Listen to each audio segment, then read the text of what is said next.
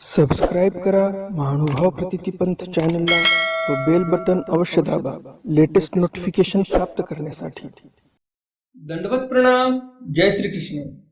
लीळा चरित्राच्या आजच्या सत्रामध्ये आपण पाहणार आहोत सर्वज्ञ श्री चक्रधर स्वामींनी श्री दत्तात्रेय प्रभू महाराजांची गुंफा दाखवली, जिथे श्री दत्तात्रेय महाराज दुपारचं जेवण करतात आत्मतीर्थ येथे आणि विश्राम करतात थोड्या वेळासाठी, म्हणजेच वामकुक्षी घेतात। तर ते ठिकाण स्वामींनी भक्तजनांना दाखवलेलं आहे आणि तेव्हापासून त्या स्थानाची निश्चिती झालेली आहे, जे 45 गुंफा स्थान आहे। एकदम दगडी चिरेबंदी बांधकाम आहे जुनं। तर ते स्थान स्वामी स्वतः दाखवतात। ते चरित्र आपण आज पाहणार आहोत। दुसरं चरित्र आहे स्वामींनी जोमाईसाच्या उपहाराचा स्वीकार केला। तिसरं चरित्र आहे उपाध्यांची आणि स्वामींची भेट झाली। चौथं चरित्र आहे स्वामींनी द्रव्य निक्षेप कुठे केलेला आहे, म्हणजे सोन्याच्या घागरीच्या घागरी कुठे पुरून ठेवलेले आहेत हे स्वामी भक्तजनांना सांगतात। पुढचं चरित्र आहे स्वामींनी विश्वनाथ देवाला धातुर्वाद कथन केलेलं आहे, म्हणजे स्वामी तयार होतात। तांब्यापासून सोनं कसं तयार करायचं, कशी प्रक्रिया आहे, हे स्वामी सोनं तयार करण्याची प्रक्रिया दाखवण्यासाठी तयार होतात भक्तजनांना। मग पुढे कशी प्रक्रिया करतात, मग ते सोनं तयार होते किंवा नाही, आणि भक्तजन काय म्हणतात त्यावर, हे सर्व आपण इत्यंभूत माहिती आपण आजच्या सत्रामध्ये जाणून घेणार आहोत। आणि शेवटचं चरित्र आहे आजच्या सत्रातील, ते म्हणजे पुश्चळिके अभियोगे ब्राह्मणू रक्षणे। एका ब्राह्मणाचं स्वामींनी रक्षण केलं, त्याच्यावर स्त्री व्यभिचाराचा आरोप आलेला होता। तर एकंदरीत आपण 6 चरित्र आजच्या या सत्रामध्ये पाहणार आहोत। सर्व चरित्र महत्वाचे आहेत आणि हे स्वामी तांब्यापासून सोनं कसं तयार करायचं हे दाखवण्यासाठी तयार होतात। हे चरित्र नेमकं कसं आहे आणि शेवट काय होतं या चरित्राचा, हेही तुम्हाला नक्कीच आवडेल जाणून घेण्यासाठी। तर व्हिडिओ शेवटपर्यंत पहा, म्हणजे तुम्हाला सर्व इत्यंभूत माहिती कळेल। नेहमीच्याच प्रमाणे तुम्हाला हे स्वामींचे 6 चरित्र नक्कीच आवडणार आहेत आणि त्यामुळे लगेच या व्हिडिओला लाईक करा आणि जास्तीत जास्त आपल्या वासनिक मंडळीपर्यंत हा व्हिडिओ शेअर करा, म्हणजे त्यांनाही या ज्ञानाचा लाभ होईल। ही लीळा चरित्राची ज्ञानगंगा प्रत्येक वासनिकाच्या घरापर्यंत पोहोचणं हे तुमचं काम आहे आणि म्हणून हे सर्व काम मी तुमच्यावर सोपवत आहे। जे कोणी दर्शक असतील त्यांनी जास्तीत जास्त हा व्हिडिओ शेअर करा, म्हणजे या ईश्वराच्या कार्याच्या, म्हणजे या ईश्वरी कार्यामध्ये तुमचाही हातभार लागेल। काल मी प्रश्न विचारला होता की स्वामींनी जोमाईसाला जशी दीपन शक्ती दिलेली आहे, म्हणजेच पाचन शक्ती दिलेली आहे, तशीच पाचन शक्ती स्वामींनी कुणाला दिलेली आहे या अगोदर। तर त्या प्रश्नाचं उत्तर बरेच जणांनी दिलेलं आहे, बऱ्याच सद्भक्तांनी दिलेलं आहे।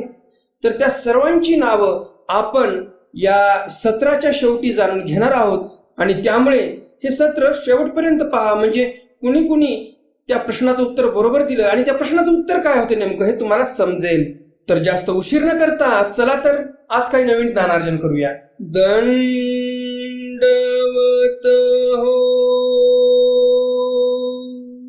आजचा लीळा क्रमांक आहे लीळा चरित्र पूर्वार्ध, लीळा क्रमांक 545। श्री दत्तात्रेय प्रभूंचे गुंफास्थान दाखवणे। नेमकं श्री दत्तात्रेय महाराज वामकुक्षी कुठे घेतात हे स्वामींनी दाखवलेलं आहे। गोसावी दोणी उतरले। स्वामी दोणीमधून उतरले। काल आपण काय पाहिलं, स्वामी दोणीमध्ये बसले। तर आज आपण पाहत आहोत की स्वामी दोणीमधून उतरलेले आहेत। तैसेची श्री दत्तात्रेय प्रभूच्या गुंफास्थानासी विजय केले। स्वामी दोणीतून उतरले आणि सरळ श्री दत्तात्रेय महाराजांचं जे गुंफास्थान होतं तिथे गेलेले आहेत। गोसावी तेथ उभे राहिले। स्वामी तिथे उभे राहतात। सर्वज्ञ म्हणितले स्वामी म्हणतात, देखिले गा श्री दत्तात्रेय प्रभूंचे गुंफास्थान। पाहिलं का, हे श्री दत्तात्रेय महाराजांचं गुंफास्थान आहे असं स्वामी भक्तजनांना म्हणतात। आणि श्री दत्तात्रेय महाराज जिथे कुठे वामकुक्षी घेतात ते स्थान स्वामींनी दाखवलेलं आहे सर्व भक्तजनांना। मग गोसावी तीर अवलोकिले। मग स्वामींनी ते गंगेचं तीर जे आहे ते अवलोकन केलेलं आहे। सर्वज्ञ म्हणितले, हे तीर श्री दत्तात्रेय प्रभूचा चरणी चरणांकित घाला घाला। दंडवते स्वामी म्हणतात, हे गंगेचं तीर श्री दत्तात्रेय महाराजांच्या चरणांनी चरणांकित झालेलं आहे आणि म्हणून स्वामी म्हणतात घाला घाला दंडवते, घाला दंडवत. मग बाईसे मुख्य करुणी समस्ती भक्तजनी दंडवते घातली. बाईसा मुख्य करून जे काही समस्त भक्तजन होते त्या सर्वांनी दंडवत घातलेले आहेत. गोसावी दोही श्रीकरी जय केले. श्री दत्तात्रय महाराजांचं ते तीर आहे म्हणून स्वामींनी दोन्ही हात जोडून जयकारा केलेला आहे श्री दत्तात्रय महाराजांचा. मग सर्वज्ञ म्हणितले मग स्वामी म्हणतात, येथ प्रतिदिनी अद्यापि श्री दत्तात्रय प्रभू पाणी पात्र करुणी आरोगण करिताती. स्वामी म्हणतात भक्तजनांना अद्यापि म्हणजे आत्ताही श्री दत्तात्रय महाराज भिक्षा करून येतात कोल्हापूरवरून आणि इथेच आरोगण करतात याच नदीच्या पात्रामध्ये. येत श्री प्रभू श्री दत्तात्रय प्रभूचे दर्शन झाले आणि याच ठिकाणी श्री दत्तात्रय महाराजांचं दर्शन श्री गोविंद प्रभू महाराजांना झालेलं आहे असंही स्वामी सांगतात. येथची दोही देवा एकत्र क्रीडा आणि याच स्थानाच्या ठिकाणी म्हणजे जे भोजनतेचं स्थान आहे श्री दत्तात्रय महाराजांचं नदीच्या मधोमध त्याच ठिकाणी श्री दत्तात्रय महाराज आणि श्री गोविंद प्रभू महाराज यांची काय व्हायची, एकत्र क्रीडा व्हायची म्हणजे खेळायचे पण. म्हणून गोसावी श्रीकरे गंगेमध्ये ते स्थान दाखविले. जे आताचं स्थान आहे आत्मतीर्थाचं ते स्थान स्वामींनी दाखवलेलं आहे. मग सर्वज्ञ म्हणितले मग स्वामी म्हणतात, परमेश्वरू भज्य सबंधू वंद्य. परमेश्वर हा भजनासी आरह आहे. आपण परमेश्वराचं भजन पूजन करू शकतो. सबंधू वंद्य आणि जे परमेश्वराच्या संबंधाने पवित्र झालेले पाषाण आहेत ते आपल्यासाठी वंदनीय आहेत. वस्तू संबंधे शक्ती निक्षेप. वस्तूचा संबंध झाला ज्या ठिकाणी म्हणजेच इथे वस्तू म्हणजे कोण तर परमेश्वराचं स्वरूप, सारभूत वस्तू एकमेव परमेश्वर आहे या सृष्टीमध्ये आणि म्हणून इथे वस्तू बोललेला आहे.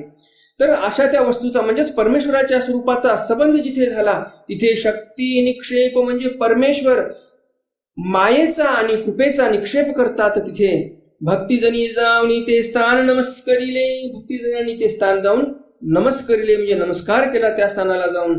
गोसावी तेथोनीची जय केले. स्वामींनी त्याच ठिकाणाहून जय केला जिथे स्वामी उभे होते त्या गुंफेपाशी. मग पांचाळेश्वरांतू विजय केले. मग स्वामी पांचाळेश्वर मध्ये गेले. पूर्वार्ध लीळा क्रमांक 546. जोमाईचा उपहारू. जोमाईसाचा स्वामींनी उपहार स्वीकार केला. जोमाईसाची माता वेसाईसे. जोमाईसाच्या आईचं नाव वेसाईसा होतं. ती दादोसासी काही सोयरी होती. ती काहीतरी सोयरी होती दादोसाची म्हणजे काहीतरी सोयीर पण होतं त्यांचं. तेही दादोसा ते म्हणितले. ती वेसाईसा दादोसांना म्हणते, रामा ये जोमाईची लेकरुवे जितीना. रामा या आमच्या जोमाईची लेकर जगतच नाही. तरी तुझे नी काही होईल तरी काही करी का. तुझ्याकडून जर काही करता येत असेल तर काहीतरी कर बरं. काही औषध पाणी किंवा काही दुसरं काही असेल तर कर म्हणजे माझ्या या जोमाईचे लेकर जिवंत राहिले पाहिजे. दादोसी म्हणितले माझे नी होय ऐसे ही आती नव्हे ऐसे ही आती. दादोस म्हणतात माझ्याकडून होईलही चांगलं किंवा मग एखाद्या वेळेस होणारही नाही, काही फरक पडणारही नाही कदाचित, परंतु आमचिया गोसावियांचिया दर्शना जामा होईलची. आमच्या स्वामींच्या दर्शनाला जा तुम्ही. तिथे गेल्यानंतर नक्कीच या जोमाईला फरक पडेल आणि हिचे लेकरं जिवंत राहतील, मरणार नाहीत. ना तुमची गोसावी कौनी ठाई असती. वेसाईसा विचारते रामदेवाला की तुमची गोसावी कोण्या ठिकाणी असतात बरं. दादोस उत्तर देतात, ना पंचाळेश्वरी. सध्याला ते पंचाळेश्वरला आहेत. मग ती गोसावियाची दर्शना पंचाळेश्वरासी आली. मग ती म्हणजे वेसाईसा स्वामींच्या दर्शनाला आलेली आहे पंचाळेश्वरला. गोसावियासी रिगता उजविया हाता वेदिका तेथ आसन. स्वामींना रिगता उजव्या हाताला एक वेदिका होती आणि तिथे स्वामी बसलेले होते. गोसाविया पुढा अग्निष्टिका असे. स्वामींपुढं अग्निष्टिका होती. अग्निष्टिका कशाला म्हणतात किंवा वेदिका कशाला म्हणतात, जिथे यज्ञ करतात, जिथे ते होम हवन करण्याचं ठिकाण आहे, यज्ञकुंड आहे जिथे, त्या यज्ञकुंडाच्या ओट्याला वेदिका असं बोलतात किंवा अग्निष्टिका असं बोलतात. तर तिथे स्वामी बसलेले होते. तिये आली की वेसाईसा आली स्वामींपाशी. दंडवत घातले, श्रीचरणा लागली, स्वामींच्या पाया पडली आणि दंडवतही घातले. गोसावी तयाची पाठी श्रीकरे स्पर्शिली. स्वामींनी त्या वेसाईसेच्या पाठीला श्रीकराने स्पर्श केला. मग सर्वज्ञे म्हणितले. मग स्वामी म्हणतात, काई बाई लेंकुरवी सीनविली ती. मग वेसाईसे सांगो लागली. स्वामी म्हणतात, बाई लेकरांमुळं फार शिनल्या भागल्या आहात का तुम्ही? आणि मग ती वेसाईसा सांगायला लागलेली आहे. आता लेकर काय इच्छे होते का जे जिवंत राहत नव्हते? तर इच्छे नातू म्हणजेच जोमाईसाचे लेकर, आणि त्या जोमाईसाची ही वेसाईसा म्हणजे आई. तर लेकर कोणाचे मरत होते? तिच्या लेकीचे, म्हणजे वेसाईसाची लेक जोमाईसा, तिचे लेकर जिवंत राहत नव्हते. आणि म्हणून स्वामी सरळ वेसाईसाला बोलतात की लेकरांमुळे शिनलात का? तुमच्या लेकीचे लेकर जिवंत राहत नाहीत आणि म्हणून तुम्ही शिनलात का? फार कष्टी झालेले आहात का?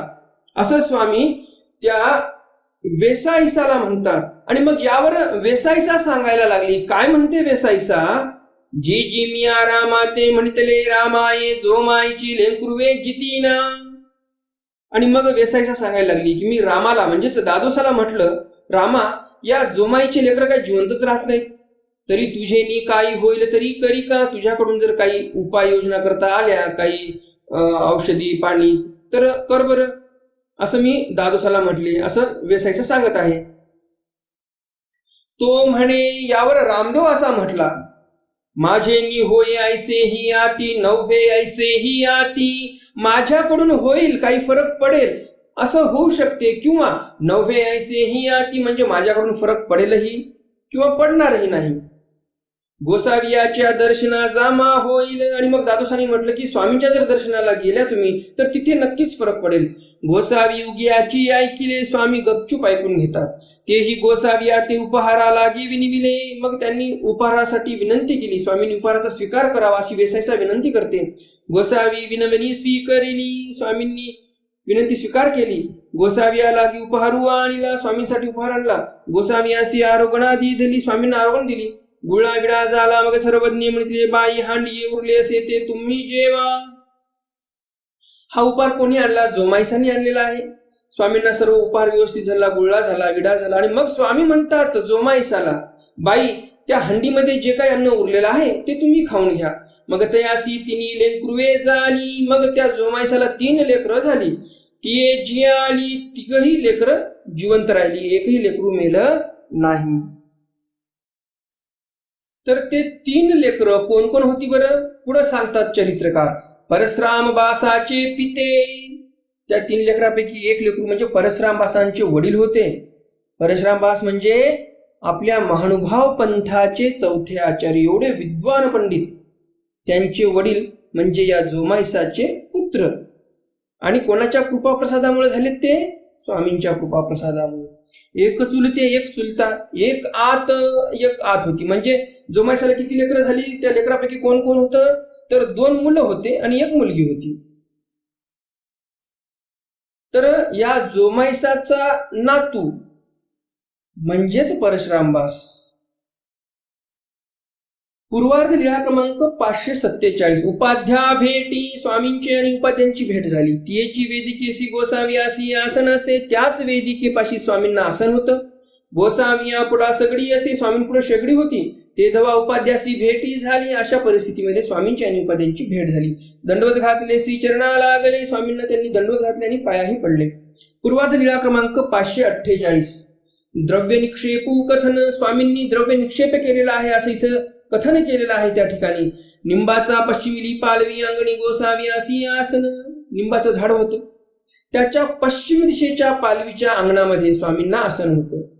जवळे भक्तजन असती. जवळच भक्तजन बसलेले होते. सर्वज्ञ म्हणितले. यावर स्वामी म्हणतात, या लिंबातली 9 घट द्रव्य असती. स्वामी म्हणतात, या लिंबाच्या झाडाच्या बुडाला 9 घट म्हणजे 9 घागरी भरून सोनं ठेवलेलं आहे, द्रव्य ठेवलेलं आहे. द्रव्य ठेवलेलं आहे म्हणजे पैसा ठेवलेला आहे. आपण सोनं कसं म्हणायचं, यामागचं कारण असं आहे, जुन्या काळामध्ये पैसे असायचे ते सोन्याचेच असायचे स्वामीच्या काळामध्ये.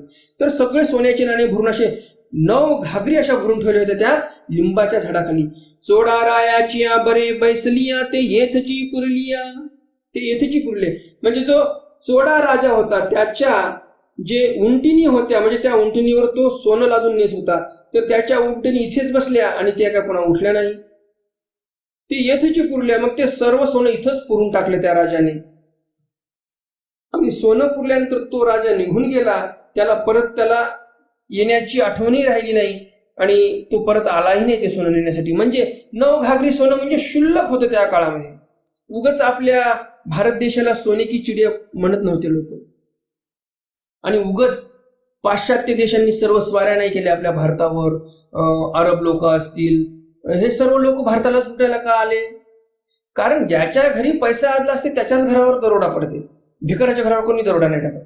तर आपल्या भारतामध्ये धनसंपत्ती एवढी भरपूर होती म्हणून जे ते उठलं की आपलं तोंड घेऊन इकडेच यायचं भारताकडे लुटायला. भारताला एकदा नाही, दोनदा नाही, 17, 18 वेळा भारताला लुटून नेलेलं आहे काही इस्लामिक आक्रांतांनी. तर अशा प्रकारे स्वामींनी इथं आपल्याला सांगितलेलं आहे. या चित्रातून आपल्याला काय लक्षात येते की 9 घागरी सोने भरून ठेवलेल्या हंडे जर असले तर त्याला काही फार एवढी व्हॅल्यू नव्हती. आपल्याला असं लक्षात येते कारण तो राजा परत आलाच नाही ते न्यायला. पूर्वार्ध लीळा क्रमांक 549. या चरित्रामध्ये तुम्हाला समजणार आहे स्वामींनी कसं तांब्याचं सोनं करायचं सांगितलेलं आहे, कशी कृती असते ते सांगितलेली आहे. तुम्ही सर्वजण वाट बघूनच असाल की ही चरित्र कधी येते म्हणून. तर आपण ते चरित्र चालू करू. विश्वनाथ देवा धातुर्वाद कथन.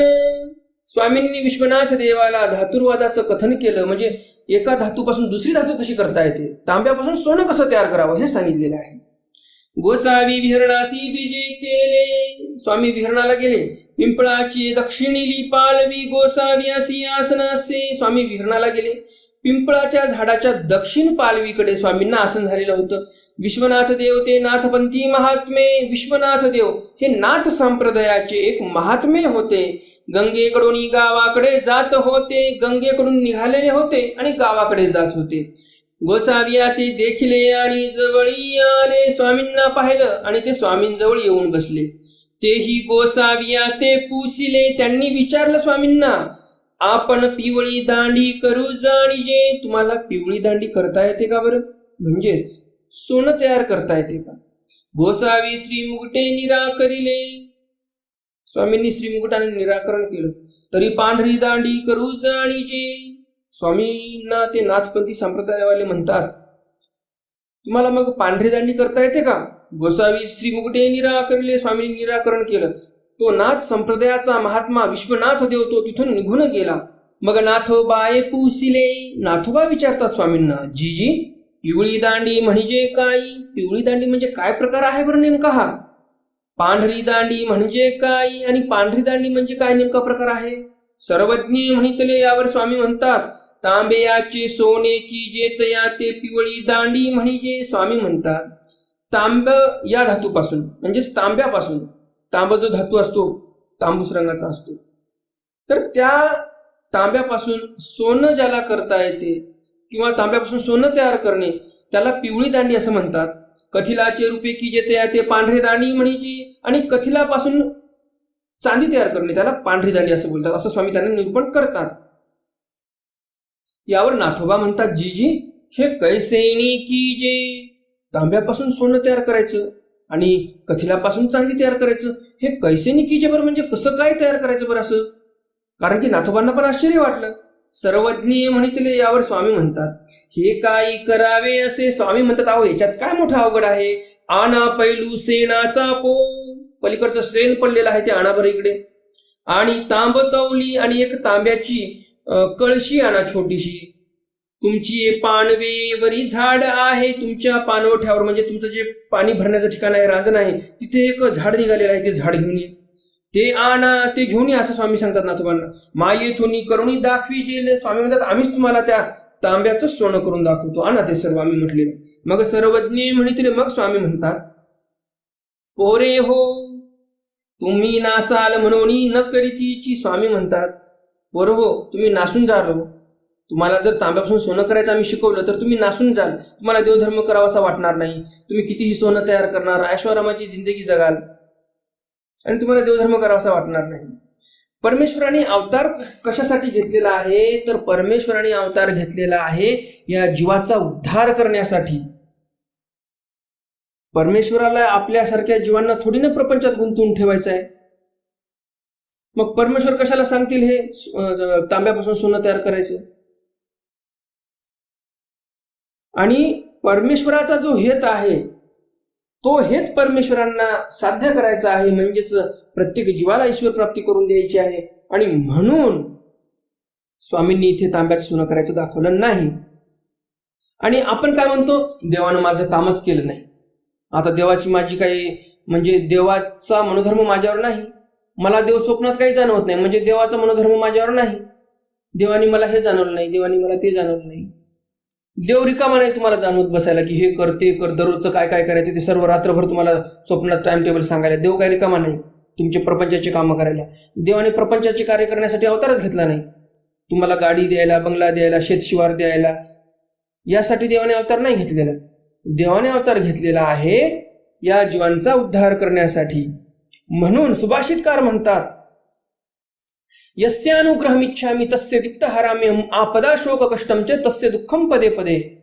काय म्हणतात सुभाषितकार, जो परमेश्वराच्या अनुग्रहाची इच्छा अपेक्षा करतो, ज्याला असं वाटतं परमेश्वर भेटला पाहिजे, त्याला परमेश्वर तस्य वित्तहराम्यहं म्हणजे त्याचं वित्तहरण करतात देव, त्याला आपदा शोक कष्ट देतात देव, पदोपदी देतात.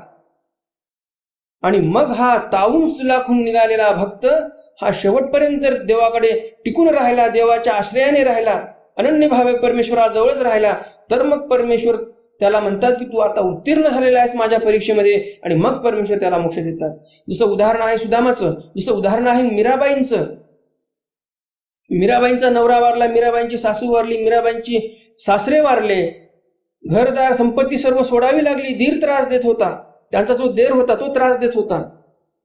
परंतु मीराबाई नाही म्हटल्या की मी एवढी देवाची भक्ती करते, देवाने काय मला असा त्रास देणं चालू केला, सोडून द्या देवाची भक्ती करणं. कधीच नाही म्हटल्या, कारण परमेश्वर हा भक्ताचीच परीक्षा पाहतो.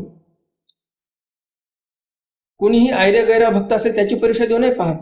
आणि तुम्हाला जर वाटत असेल की देवाने मला हे दिलं, देवाने मला ते दिलं, मला प्रपंचाला हे कमी पडत होतं, मला कोर्टाची केस मिटत नव्हती, मला शेत भेटलं, मला बंगला भेटला, मला गाडी भेटली, तुम्हाला असं वाटत असेल परमेश्वराने दिलं, तर चुकीचे आहात तुम्ही. परमेश्वर कधीही तुम्हाला प्रापंचिक गोष्टी देत नसतो. परमेश्वराला जर वाटते हा जीव कधी कधी प्रपंचाला सोडून माझ्याकडे येईल, मग परमेश्वर तुम्हाला प्रपंच कशाला देत बसतील, तुम्हीच विचार करा. आणि ह्यावर तुमचं काय म्हणणं आहे तेही कमेंट बॉक्समध्ये कमेंट करा. तर अशा प्रकारे इथे स्वामींनी तांब्याचं सोनं कसं करायचं हे सांगितलं नाही, कारण हे जीव सर्व भ्रष्टच झाले असते. खूप पैसा तयार केला असता, खूप सोनं नाणं तयार केलं असतं आणि अष्टभोग परिपूर्ण जीवन जगले असते आणि त्यातच मेले असते. परंतु त्यांना कधीही वाटलं नसतं की परमेश्वराला शरण जावं. आणि ह्या कारणास्तव परमेश्वराने स्वतःचा हेत पूर्ण करण्यासाठी, म्हणजेच या जीवाला कैवल्यदान द्यायचं आहे, नाथोबाला ईश्वर प्राप्ती करून द्यायची आहे परमेश्वराला, म्हणून नाथोबाला स्वामींनी तांब्याचं सोनं कसं करावं हे करून दाखवलेलं नाही. हे जीवाच्या भल्यासाठी स्वामींनी केलेलं आहे इथे, म्हणून न करीतीची, आणि स्वामींनी तिथे तांब्याचं सोनं करून दाखवलेलं नाही. पूर्वार्ध लीळा क्रमांक 550. पुष्यळिके अभियोगे ब्राह्मणो रक्षणे. पुष्यळिके अभियोगे म्हणजे एका ब्राह्मणावर स्त्री व्यभिचाराचा आरोप आलेला होता आणि त्या आरोपामधून स्वामींनी त्याचं रक्षण केलेलं आहे. गोसाव्यासी पिंपळातळी गुढेसी आसनासे. पिंपळाच्या गुढाला स्वामींना आसन होतं. अनंत देवते अपे गावीचे तयासी पुष्यळकेचा अभळाओ आला. हे ब्राह्मण अनंत देव आपेगावचे होते, त्यांच्यावर पुष्यळकीचा अभियोग आलेला होता, म्हणजे स्त्री व्यभिचाराचा आरोप लोकांनी ठेवला. तया ते माराव्या राखत होते. त्यांना मारण्यासाठी सर्व लोक टपून बसले होते, कुठे सापडतो हा, कुठे सापडतो हा, याला आपल्याला मारायचंय. तैसेची ते धाविनले आणि लागले पळायला. मग तेही गोसाविया ते देखिले. त्यांनी स्वामींना पाहिलं. गोसाविया उजूची आले आणि गंगे अंतू घातले. त्यांना स्वामी दिसले नदीच्या पलीकडच्या तीरावर आणि त्यांनी स्वामींना पाहिलं आणि सरळ त्यांनी स्वामींकडे जाण्यासाठी नदीत उडी मारली. आणि गंगे अंतू घातले, गंगेमध्ये उडी मारली. ते अवघे गंगावेरी त्या पाठी लागले. नदीपर्यंत ते सर्व लोक पाठलाग करत आलेले आहेत. अनंतदेव गोसाविया पासी आले, अनंतदेव स्वामींपाशी आले. दंडवत घातले, श्री चरणा लागले. स्वामींना त्यांनी दंडवत घातले, पाया पडले. गोसाविया जवळी बैसले, स्वामींजवळ बसले. नावेक होते, थोडे वेळ बसले. मग गोसावी पूछले, मग स्वामी विचारतात, भटो तुमते कुदळी पावडे असे तरी आणा. स्वामी म्हणतात, भटो तुमच्याकडे जर कुदळी आणि पावडे असतील तर घेऊन या बरं. तेही म्हणितले, असे जी परिमज पुष्युलिकेचा व्हाळो आला असे. आमच्या घरी तर सर्व आहे, परंतु माझ्यावर असा व्यभिचाराचा आरोप आलेला आहे. ते माते मारावे आले जी, ते मला सर्व मारण्यासाठी आलेले आहेत. गोसाविया जवळ आला म्हणून वाचला जी, स्वामींजवळ आलो म्हणून मी वाचलेलो आहे. सर्वज्ञ म्हणले, जा आता तुमचे कोणी काही न करी. स्वामी म्हणतात, जा तुम्ही आता, तुम्हाला कोणी काहीच करणार नाही. तैसेची ते आले, तसेच ते आले. ते या अवघ्यावरोनी घरा गेले, आपेगावला आले आणि सर्वांच्या समोरून घरी गेले. ती म्हणितले, ते म्हणतात, हारे हा जरी तैसा होय तरी मागुता ये. सर्व लोक म्हणतात, इथून तर पळून गेलता, हा सुटून गेलता, आणि खरंच हा जर तसा असता तर परत आला असता का नाही, म्हणजे याने तसं काही केलेलं नाही. माता म्हणितले, आई म्हणते त्याची, त्या अनंत देवाची आई म्हणते, का रे बा तू आलासी. आई म्हणते, अरे तू कशाला आलास परत. तू ते मारावे धाविनले, अरे तुला मारण्यासाठी सर्व गावकरी मागे धावले होते आणि तू परत का आलास आता घरी. तेही म्हणितले, तो म्हणतो, तू भी नको. तो अनंतदेव त्यांच्या आईला म्हणतो की तू घाबरू नको आई, माझे कोणी काही न करी, आता मला कोणी काही करणार नाही. तैसेची ते कुदळी पावडे घेऊन आले आणि तसेच ते कुदळ पावडे घेऊन आले. तो पारीचे अवघे बोलू लागले. पारावर लोक बसलेलेच होते. काय म्हणतात ते लोक, हारे तुवा देखिले. तो म्हणे मज येणे सांगितले, ऐसे येरी येरा सांगितले. मग ते लोक म्हणतात, का रे आपण एवढा मोठा याच्यावर आरोप घेतला, तू स्वतः डोळ्याने पाहिले का, याच्यावर आपण एवढा मोठा आरोप घेतला स्त्री व्यभिचाराचा, तर तू पाहिला का त्याला व्यभिचार करताना, तू पाहिलं. हारे तुवा देखिले असा प्रश्न करतात एकुणेकाला. तो म्हणे, तो काय म्हणतोय, मजे येणे सांगितले, मी काय पाहिलं नाही, मला याने सांगितलं. ऐसी येरी येरा सांगितले. सर्व म्हणायला लागले, आम्ही नाही पाहिलं, आम्ही नाही पाहिलं, आम्हाला याने सांगितलं, आम्हाला याने सांगितलं, आम्हाला याने सांगितलं, असं चालू झालं. ऐसे लटके झाले. शेवटी त्यांना समजलं की सर्व खोटं होतं. ओखटे झाले होते. ब्राह्मणू कपाळी बैसला होता. लोक म्हणतात, अरे किती ओखट झालं असतं आपल्याकडून, आपल्या कपाळावर ब्रह्महत्येचं पातक लागलं असतं, ब्राह्मणाला मारलं असतं तर. मग ते कुदळी पावडे घेऊन आले. त्या गावकऱ्यांना स्वतःची चूक लक्षात आली आणि ते स्वतःला धन्यभागी समजतात की आपल्या हातून ब्राह्मण मेला नाही, ना तर आपल्या कपाळावर ब्राह्मण बसला असता, हा ब्रह्महत्येचं पातक लागलं असतं आपल्याला. आणि मग तो अनंत देव जो आहे तो कुदळ पावडे घेऊन स्वामींकडे आलेला आहे आपेगाववरून. गोसावी जवळे आले, स्वामींजवळ आले. गोसावी यापुढे अवघे सांगितले, स्वामींपुढे सर्व सांगितलं. तयाची माता तया हाती गोसावी पुरता उपहारू पाठविला. मग त्यांच्या मातेनं पण स्वामींपुरता उपहार पाठवलेला होता सोबत. तर अशा प्रकारे स्वामींनी या निरापराध ब्राह्मणाचं रक्षण केलेलं आहे. तर हे आजचे सर्व चरित्र तुम्हाला नक्कीच आवडले असतील. आणि अजून जर तुम्ही या व्हिडिओला लाईक केलं नसेल तर लगेच या व्हिडिओला लाईक करा. जास्तीत जास्त आपल्या वासनिक मंडळीपर्यंत हा व्हिडिओ पोहोचवा. आणि ही लीळा चरित्राची ज्ञानगंगा प्रत्येक वासनिकापर्यंत गेली पाहिजे, याची आपण काळजी केली पाहिजे. तर कालचा प्रश्न होता, जोमायसाला जशी दीपन शक्ती म्हणजेच पाचन शक्ती स्वामींनी दिली पूर्वार्ध लीळा क्रमांक 539 मध्ये, तशी पाचन शक्ती स्वामींनी ह्यापूर्वी कुणाला दिलेली आहे. उत्तर काय आहे त्याचं, त्या प्रश्नाचं, तर स्वामींनी पाचन शक्ती करंजखेड येथे पानू नायकाला दिलेली आहे. आणि बरोबर उत्तर देणाऱ्या सद्भक्त मंडळींची नावे पुढील प्रमाणे: दीपाताई चौके, ज्ञानेश्वरजी महाजन, डॉक्टर रवीजी पटेल, देवानंदजी काकडे, दीपाताई, राजारामजी भागवत, संध्याताई बोटकर, रंजनाताई पटेल. अशा या सर्व सद्भक्त मंडळींनी अगदी बरोबर उत्तरे दिलेली आहेत. आणि या सर्वांचा प्रतिसाद पाहून मलाही खूप आनंद झालेला आहे की तुमच्या सर्वांच्या लक्षात राहत आहे हे चरित्र. तर आजच्या सत्रातील प्रश्न आहे, आपल्या या महानुभाव पंथाचे चौथे आचार्य परशुरामबास ह्यांच्या आजीचं नाव काय होतं. ह्याच सत्रामध्ये मी ते सांगितलेलं आहे. जर तुमच्या लक्षात राहिलं नसेल तर व्हिडिओ परत एकदा सुरुवातीपासून पहा, म्हणजे तुम्हाला लक्षात येईल की परशुरामबासांच्या आजीचं नाव काय होतं. तर तुमच्या उत्तराची मी वाट बघत आहे. लवकरात लवकर कमेंट करा. तर भेटूया उद्याच्या सत्रामध्ये स्वामींच्या काही नवीन चरित्रासह, ज्यामध्ये आपण पाहणार आहोत स्वामींनी गंगेच्या तीरावर गुंफा करायला लावली, कशी करायला लावली, कोणाला करायला लावली, आणि भोजंता शुक्रदर्शनी ज्योतिक प्रशंसा ही चरित्र आपण पाहणार आहोत. खूप चरित्र सुंदर आहे हे पण. बळेग्रामी गुंफे वस्ती, स्वामी बळेग्रामला परत गेले, तिथे वस्ती झाली, हे पाहणार आहोत. हिरणापुरी सी गोवर्धनी वस्ती, हेही चरित्र पाहणार आहोत. आणि ब्राह्मणांना स्वामींनी गृहस्थ धर्म निरूपण केलेला आहे, हेही चरित्र आपण उद्याच्या सत्रामध्ये पाहणार आहोत. तर भेटूया उद्याच्या सत्रामध्ये स्वामींच्या काही नवीन चरित्रासह. तोपर्यंत दंडवत प्रणाम. जय श्री कृष्ण. दंड